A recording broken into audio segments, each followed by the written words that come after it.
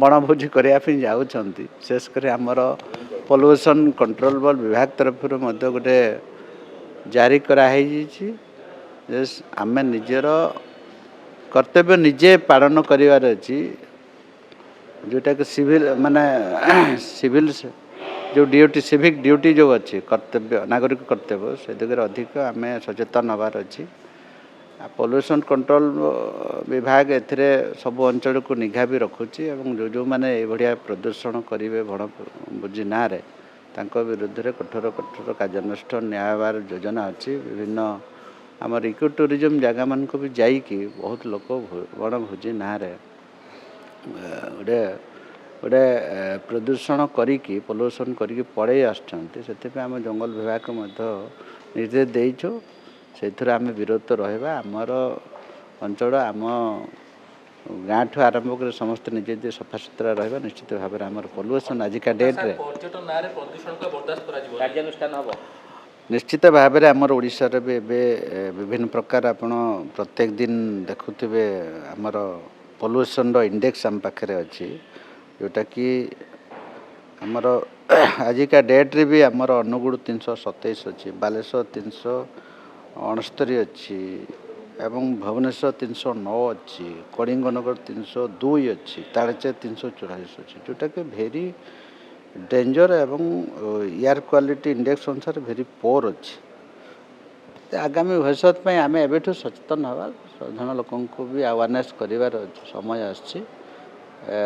ଆମର ସହରୀକରଣ ନାଁରେ କିମ୍ବା ବିଭିନ୍ନ ଜାକଜମକ ନାଁରେ ଆମେ ନିଜେ ପ୍ରଦୂଷଣ କରୁଛୁ ସେ ଦିଗରେ ଆମେ ନିଜେ ସଚେତନ ହେଲେ ଲୋକ ବି ସଚେତନ ହେବେ।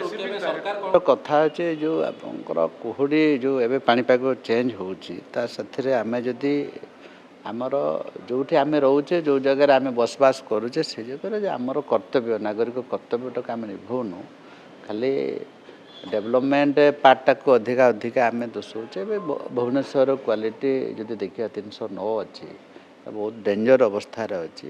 ଏ ଆଖି ଆଗରେ ରଖିକି ଆମେ ସମସ୍ତେ ସଚେତନ ହେବାର ସମୟ ଆସିଛି ଏବେଠୁ। ସେଥିପାଇଁ ଆମର ଦିଲ୍ଲୀ ସରକାର ଭଳି ଓଡ଼ିଶା ସରକାର ଅଣ୍ଡର ସାର୍ଟିଫିକେଟ୍ ଯେଉଁ ଅଛି ମୁଁ ହିଁ ଆମର ପ୍ରାଇଭେଟ୍ ସେକ୍ରେଟାରୀକୁ କହିଥିଲି, ମେମ୍ବର ସେକ୍ରେଟାରୀକୁ କହିଥିଲି ଏବଂ ଟ୍ରାନ୍ସପୋର୍ଟ ଡିପାର୍ଟମେଣ୍ଟକୁ ଆମେ ଅନୁରୋଧ କରିଥିଲେ। ଏବେ ଯେଉଁ ପଦକ୍ଷେପ ନିଆହେଉଛି ସେଇଟା ମଧ୍ୟ ଆମେ ସଫିସିଏଣ୍ଟ ନୁହେଁ, ଆହୁରି ବହୁତ କିଛି ଜାଗୃତ କରିବାର ଅଛି। ଗ୍ରୀନ୍ କଭର୍ ଏରିଆଟାକୁ ବଢ଼େଇବାର ଅଛି ପ୍ରତ୍ୟେକ ଅଞ୍ଚଳରେ ଏବଂ ଯେଉଁ ଆମେ ଜାକଜମକ ନାଁରେ ବଣଭୋଜି ନାଁରେ ବିଭିନ୍ନ ପ୍ରକାର ଆମର ନିଜର ସୁବିଧା ନାଁରେ ଯେଉଁ ପଲ୍ୟୁଟେଡ୍ କରିକି ଆମେ ଛାଡ଼ୁଛେ ସେ ଦିଗରେ ଅଧିକା ସରକାରୀକୁ ସ୍ତରରେ ଅଧିକ ଜାଗୃତ କରାଇବା ଏବଂ ଜନସାଧାରଣ ମଧ୍ୟକୁ ଜାଗୃତ କରିବା ସମୟ ଆସିଛି। ସେଥିପାଇଁ ଆସିବ ସମୟ ତ ଅଲରେଡ଼ି ଆସିଯାଇଛି। ଆମେ ଏୟାର କ୍ୱାଲିଟି ଇଣ୍ଡେକ୍ସରେ ଆମେ ନିଜେ ଆଡ଼ମିଟ୍ କରୁଛେ, ପଲ୍ୟୁସନ୍ ବଢ଼ୁଛି ତାକୁ ଆଖି ଆଗରେ ରଖିକି ଏବେଠୁ ଆମର ଯେଉଁ ବିଭାଗ ସବୁ ଅଧିକାରୀ ମାନେ ସଚେତନ ହେବାର କଥା, ଅର୍ବାନ୍ ଡିପାର୍ଟମେଣ୍ଟ ହଉ, ଇଣ୍ଡଷ୍ଟ୍ରିଆଲ ଡିପାର୍ଟମେଣ୍ଟ ହଉ, ଫ୍ୟାକ୍ଟ୍ରି ଡିପାର୍ଟମେଣ୍ଟ ହଉ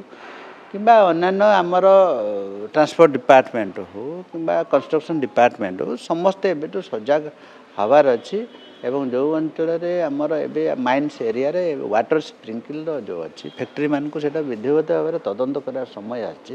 ଆମ ବିଭାଗକୁ ମୁଁ ବି ନିର୍ଦ୍ଦେଶ ଦେଇଛି ମେମ୍ବର ସେକ୍ରେଟାରୀ ତଦନ୍ତ ହେବା କଥା ଫ୍ୟାକ୍ଟ୍ରିକୁ ଯାଇକି ପ୍ରାକ୍ଟିକାଲ ଏମାନେ ଯେଉଁ ଯାହା ଗୋଟେ SOP ଜାରି ହେଇଥାଏ ମିନିମମ୍ ସେଟାକୁ ଠିକ୍ ହିସାବରେ ବିଧିବଦ୍ଧ ପାଳନ କରୁଛନ୍ତି କି ନାହିଁ ଆପଣମାନଙ୍କର ମାଧ୍ୟମରେ ସମସ୍ତଙ୍କୁ ସଜାଗ ହେବା ପାଇଁ ପଡ଼ିବ ଏବଂ ବିଭାଗ ଅଧିକାରୀମାନଙ୍କୁ ମଧ୍ୟ ଅଧିକ ସଜାଗ